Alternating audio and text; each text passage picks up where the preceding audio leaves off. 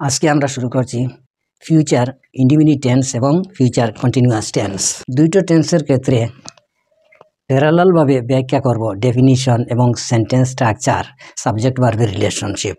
প্রথমে আমরা জেনে নেই যে ফিউচার ইনডিফিনিট এবং কন্টিনিউয়াস টেন্স কোন সময় ইউজ হবে। উদাহরণ নিয়ে বুঝে নেওয়াটা ভালো হবে। আমরা বাজারে যাইব, তো এখন থেকে পরে একটা কাজ হইবে সাধারণভাবে বোঝা যায়। আর আরেকটা হচ্ছে যদি বলি যে আমরা বাজারে যাইতে থাকিব, এখানে একটা বিষয় লক্ষ্য করুন। হইতে পারে যে আমরা সকাল 10টায় যাইব এবং সকাল 10টা থেকে যাইতে থাকিব বাজারে। এমনও হইতে পারে সকাল 11টা 12টা, তারপরে 1টা 2টার সময় যাইব কিংবা যাইতে থাকিব।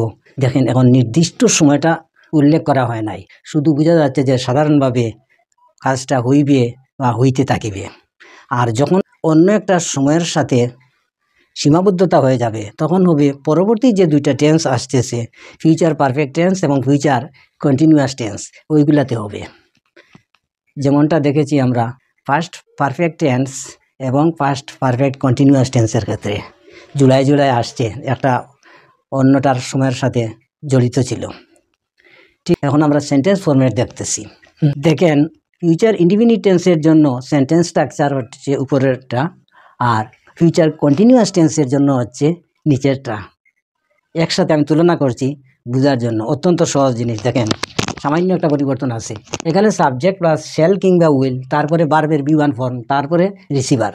আর দ্বিতীয়টা হচ্ছে সাবজেক্ট প্লাস শেল কিংবা উইল, এই আগের মতো, আর একটা বি আসবে পরে বি, তারপরে হবে ভার্বের ফর্ম B4 B1 না হয়ে, তারপরে রিসিভার। এখন আমরা দেখব সাবজেক্ট ভার্বের রিলেশনশিপ।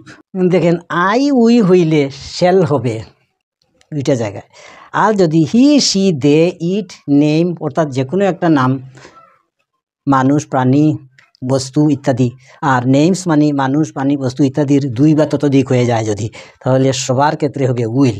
এগুলা মনে রাখতে হবে দুইটার ক্ষেত্রে। এখন আমরা মডেল সেন্টেন্সেস নিব, আলাদা ডেসক্রিপশনে দেখে নিবেন। প্রথম সেন্টেন্সটা হচ্ছে তাহারা মাঠে খেলিবে, they will play in the field. দ্বিতীয় হচ্ছে শিশুটি দুধের জন্য কাঁদবে, the baby will cry for milk.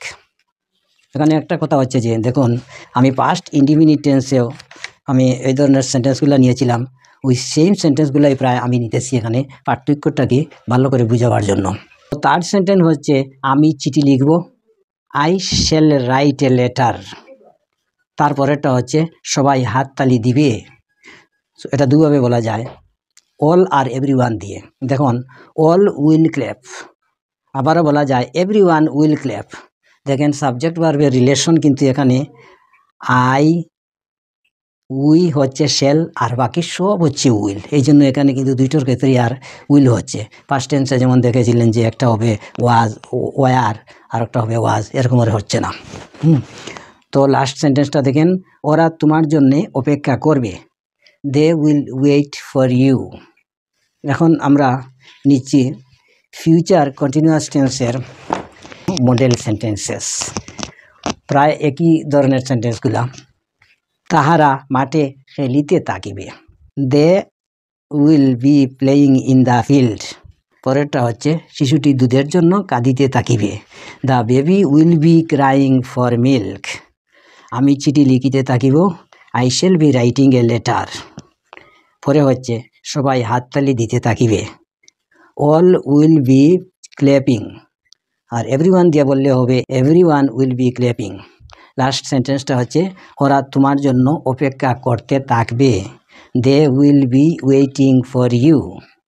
এভাবে সংজ্ঞা অর্থাৎ কোন সময়ে কোনটা ব্যবহার হয় এই বিষয়বস্তুর প্রকৃত ধারণা রেখে আপনারা মডেল সেন্টেন্স মুখস্থ করুন। আর একটা কথা হচ্ছে যে আমি এখানে অ্যাফার্মেটিভের সবটা সেন্টেন্স নিচ্ছি সহজ হওয়ার জন্য।